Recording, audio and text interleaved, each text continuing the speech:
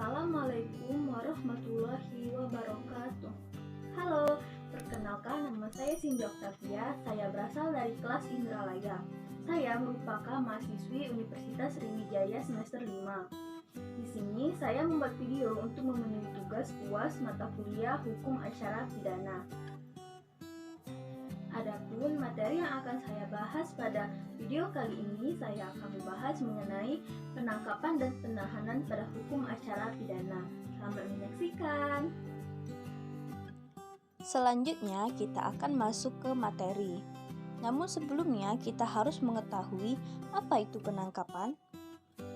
Jadi, menurut KUHP pasal 1 angka 20, penangkapan ialah suatu tindakan penyidik berupa pengekangan sementara waktu terhadap kebebasan tersangka atau terdakwa apabila terdapat cukup bukti guna kepentingan penyidikan atau penuntutan dan atau peradilan dalam hal serta menurut cara yang diatur dalam undang-undang. Adapun tujuan penangkapan ialah untuk mengamankan tersangka sebagai tindakan permulaan proses penyelidikan untuk memperoleh bukti awal dalam proses selanjutnya penyidikan dan penahanan. Selanjutnya kita masuk ke prosedur pelaksanaan penangkapan. Ada 4 prosedur dalam penangkapan. Yang pertama, pejabat yang diberikan kewenangan untuk melakukan penangkapan. Artinya, KUHP hanya memberikan kewenangan kepada penyidik untuk melakukan penangkapan. Tetapi untuk kepentingan penyelidikan, penyidik dapat memerintahkan penyelidik untuk melakukan penangkapan. Jadi, kewenangan penyelidik untuk melakukan penangkapan hanya dalam tahap penyelidikan dan itu atas perintah penyidik. Jika tidak ada perintah oleh penyidik, penyelidik tidak berwenang melakukan penangkapan. Kedua, alasan penangkapan. Alasan penangkapan mengacu kepada pasal 17 KUHP yang artinya seseorang yang diduga keras melakukan tindak pidana berdasarkan bukti permulaan yang cukup. Yang ketiga, tata cara penangkapan.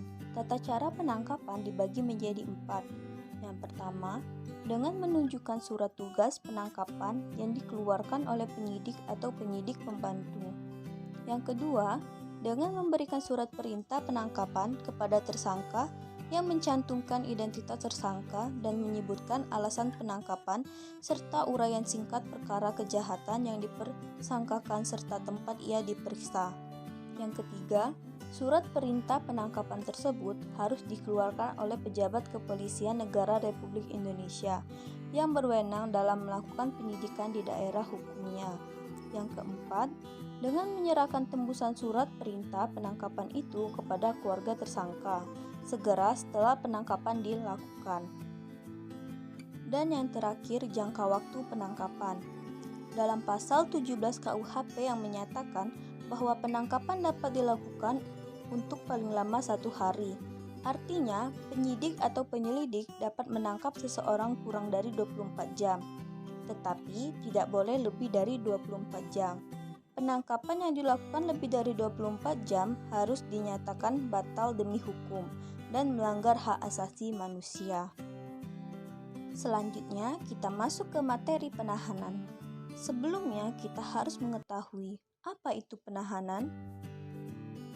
Jadi, menurut pasal 1 angka 21 KUHP, penahanan ialah penempatan tersangka atau terdakwa di tempat tertentu oleh penyidik atau penuntut umum atau hakim dengan penetapannya dalam hal serta menurut cara yang diatur dalam undang-undang. Adapun menurut pasal 20 KUHP, tujuan penahanannya itu untuk kepentingan penyidikan, penuntutan, dan pemeriksaan hakim. Dan menurut pasal 21 ayat 1 KUHP, fungsi dilakukan penahanan yaitu untuk mencegah agar tersangka atau terdakwa tidak melarikan diri, merusak atau menghilangkan barang bukti, dan atau mengulangi tindak pidana. Alasan penahanan dalam perkara pidana dibagi menjadi 2, yaitu alasan objektif dan alasan subjektif. Yang pertama, alasan objektif. Alasan objektif karena undang-undang sendiri yang menentukan tindak pidana mana yang akan dikenakan penahanan. Yang termasuk alasan objektif ialah sebagaimana yang ditentukan dalam pasal 21 ayat 4 KUHP, yaitu perbuatan pidana yang diancam dengan pidana penjara 5 tahun atau lebih. Yang kedua, alasan subjektif. Yang dimaksud dengan alasan subjektif ialah alasan yang muncul dari penilaian subjektif pejabat yang menitik beratkan pada keadaan atau keperluan penahanan itu sendiri. Adapun yang termasuk alasan subjektif ini ditentukan dalam pasal 21 ayat 1 KUHP, yaitu yang pertama, adanya dugaan keras bahwa tersangka atau terdakwa melakukan tindak pidana berdasarkan bukti yang cukup. Yang kedua, adanya keadaan yang menimbulkan kekhawatiran bahwa tersangka terdakwa akan melarikan diri. Dan yang ketiga, adanya kekhawatiran tersangka atau terdakwa merusak atau menghilangkan barang bukti dan atau mengurangi tindak pidana. Next, jenis-jenis tempat penahanan. Jenis-jenis tempat penahanan dibagi menjadi 3. Yang pertama, penahanan di rumah tahanan negara atau yang sering disebut rutan. Ialah tempat untuk terduga pelaku tindak pidana atau tersangka untuk ditahan selama proses penyidikan, penuntutan, dan pemeriksaan di sidang pengadilan. Yang kedua, penahanan rumah. Penahanan rumah ialah penahanan di rumah tempat tinggal di kediaman tersangka dengan mengadakan pengawasan terhadapnya. Dan yang ketiga, penahanan kota. Penahanan kota ialah penahanan yang dilaksanakan di kota tempat tinggal atau tempat kediaman tersangka, dengan kewajiban bagi tersangka melaporkan diri pada waktu yang ditentukan. Selanjutnya, mengenai lama waktu penahanan. KUHP membedakan antara tahap penyidikan, penuntutan, atau pemeriksaan di sidang pengadilan. Adapun penyidik dapat menahan tersangka paling lama 20 hari dan dapat diperpanjang paling lama 40 hari. Penuntut umum dapat menahan tersangka paling lama 20 hari dan dapat diperpanjang hingga paling lama 30 hari.